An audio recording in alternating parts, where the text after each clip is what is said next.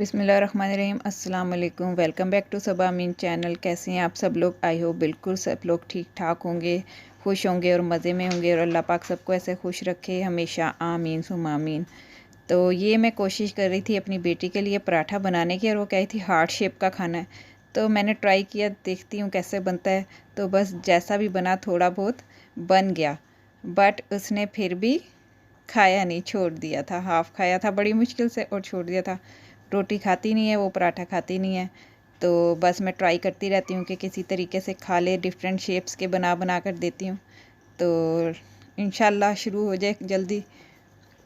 यहाँ पर मैं नगेट्स फ्राई कर रही थी, इसके साथ पराठे के साथ केचप के साथ लगा के। तो मैंने कहा बच्चे खा लेते हैं ऐसे, बॉयज़ तो खा लेते हैं, बट जो बेटी है ना वो थोड़े से ज़रा नखरे करती है। जल्दी जल्दी स्टार्ट हो जाए वो भी खाना पीना, उसकी भी डाइट ठीक हो जाए। यहाँ पर मैंने नगेट्स के अंदर, पराठे के अंदर नगेट्स लगा के ऊपर थोड़ी सी चीज़ लगा दी थी और केचप लगा दी थी, और हाफ बना दिया था। बिकॉज़ पूरा इतना बड़ा बन जाता है तो मैंने 2 पार्ट कर दिए थे।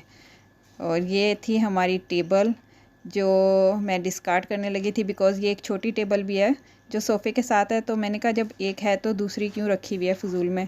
तो इसको मैं निकाल के, तो मेरा प्लान है कि यहाँ पर इस जगह पर डाइनिंग टेबल ला के रखी जाए। तो इसको मैं निकालने लगी थी, बट ये मेरे हस्बैंड की ना फेवरेट टेबल है। वो इसको छेड़ने नहीं देते, कहते हैं रहने दो, रखे रहने दो साइड पर। क्या कह रही है, आपको साइड पे तो रखी हुई है। तो मैंने कहा नहीं, अब यहाँ पर ना डाइनिंग टेबल लगाते हैं एक छोटी सी। तो वहाँ पर काफ़ी काम हो जाता है फिर डाइनिंग टेबल पे, खाना वगैरह भी, डिनर और ब्रेकफास्ट और दूसरे काम, कटिंग वगैरह सब्ज़ी की बैठ के कर लो आराम से, तो वो सही रहती है। तो इस टेबल को मैंने कहा बाहर रख देते हैं और उसकी जगह दूसरी टेबल ले आते हैं, डाइनिंग टेबल। तो ये टेबल भी वैसे काफ़ी स्ट्रॉन्ग थी और काफ़ी ज़्यादा हमने यूज़ किया इसको, बट अब यूज़ नहीं कर रहे थे, बिकॉज़ वो जो छोटी टेबल है उसको यूज़ कर लेते हैं। तो इसलिए फिर मैंने कहा इसको फ़िज़ूल में रखा हुआ है तो साइड पे रख देते हैं। यहाँ पर मैंने इसको साइड पर रख कर तो पीछे से सारी क्लीन वगैरह कर ली थी जगह इसकी डाइनिंग टेबल लाने के लिए। ये छोटी सी डाइनिंग टेबल है हमारी जो हमने बाहर रख दी थी। इसके साथ 4 चेयर्स होती हैं, 2 इस साइड पर और दूसरी साइड पर। तो चेयर्स मैंने कहा ले लेते हैं, इसके साथ देख लेते हैं होम बॉक्स जाके या होम सेंटर से देख लेते हैं, कहीं से भी जहाँ से भी मिल जाएं रीज़नेबल। तो ये इसलिए मैंने इधर रखी थी, और अगर पूरा सेट मिल गया, टेबल भी साथ ही मिल गई, तो फिर रीज़नेबल प्राइस में तो फिर न्यू डाइनिंग टेबल पूरी ले लेंगे चेयर्स के साथ, अदरवाइज़ चेयर ले लेंगे। और यहाँ पर मैं बनाने लगी थी पम्पकिन हलवा कद्दू की सब्ज़ी बनाने लगी थी। तो मैंने इसमें डाले हैं टमाटर, प्याज, 1 प्याज डाला है, 2 टमाटर डाले हैं, और अदरक लहसुन का पेस्ट डाल के, अदरक लहसुन को कूट कर मैंने इसमें मिक्स करके अच्छे से भून लिया था।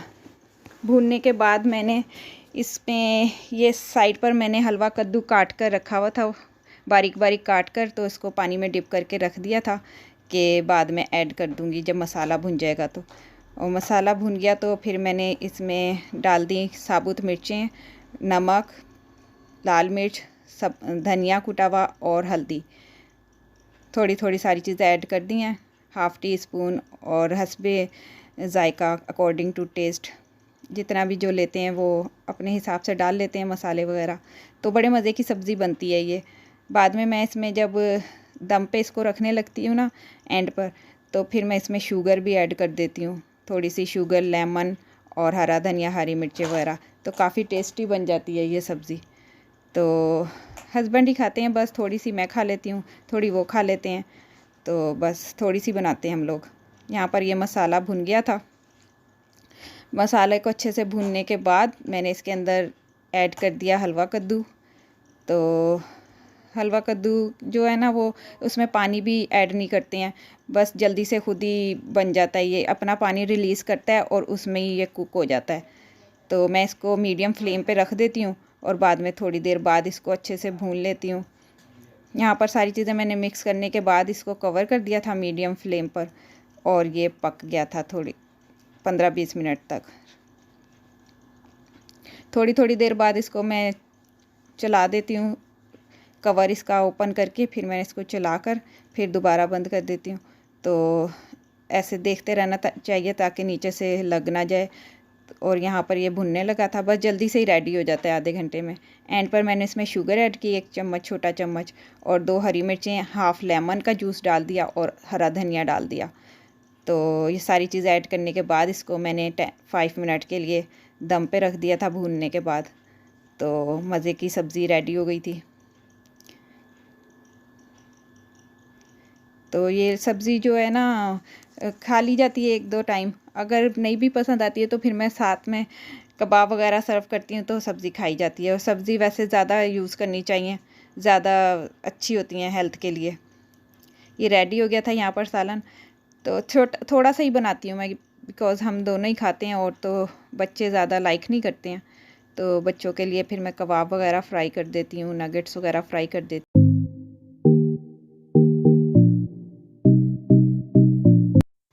और यहाँ पर हम लोग रात को सारे काम वगैरह करके फारिग होकर आ गए थे डाइनिंग टेबल देखने के लिए। तो होम बॉक्स पे और होम सेंटर पे दोनों स्टोर साथ साथ ही हैं। तो मैंने कहा दोनों जगह पर देख लेते हैं, जहाँ भी अच्छा लगेगा तो ले लेंगे। अगर हमें चेयर पसंद आएंगी खाली तो चेयर ले लेंगे, अदरवाइज़ अगर साथ टेबल भी मिलेगी रीज़नेबल प्राइस में होगी तो वो ले लेंगे। बट यहाँ पर हमने इतने ज़्यादा राउंड लगाए और पार्किंग ही नहीं मिली। सम टाइम पार्किंग ही नहीं मिलती है, पार्किंग का बहुत ज़्यादा इशू होता है। तो आप लोग समझ सकते हैं कि जब कोई चीज़ सोच के जाओ लेने के लिए, शॉपिंग करने के लिए जाओ और बाद में ऐसे ही वापस आना पड़े तो क्या फीलिंग्स होती हैं। तो हम लोगों ने काफ़ी राउंड लगाए, 2-3 राउंड लगाए, बट पार्किंग कहीं भी नहीं मिली। तो फिर हम लोग वापस आ गए। इतना ज़्यादा रश होता है ना पार्किंग कार्स वगैरह का, तो फिर पार्किंग मिलती नहीं है। फिर मैंने कहा चलो ग्रीन हाउस चलते हैं। ग्रीन हाउस से कुछ किचन की चीज़ें चाहिए थी, ग्रीन हाउस का राउंड लगा लेते हैं, शायद उधर मिल जाए पार्किंग, बट वहाँ पर भी नहीं मिली।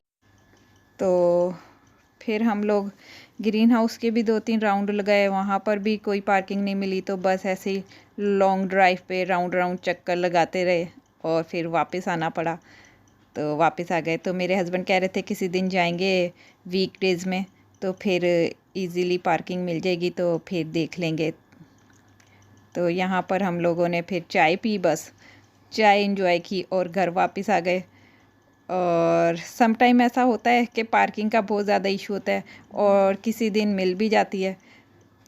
अगर एक गाड़ी निकल भी रही होती है ना तो उसके पीछे लाइन लगी हुई होती है, 3-4 गाड़ियाँ खड़ी हुई होती हैं पार्किंग के लिए।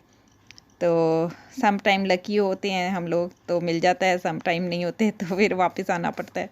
और फिर बहुत दुख होता है जब कुछ लो ना और ऐसे ही वापस आ जाओ और सोच के जाओ कि ये शॉपिंग करनी है और वो शॉपिंग हो ना और वैसे ही वापस आ जाओ, तो फिर बहुत बुरी फीलिंग्स होती हैं। बट खैर एनीवेज़ नेक्स्ट टाइम चले जाएंगे तो शायद फिर कुछ मिल जाए। तो जब मैं फिर लूँगी चेयर्स वगैरह तो फिर मैं दिखाऊंगी आप लोगों को।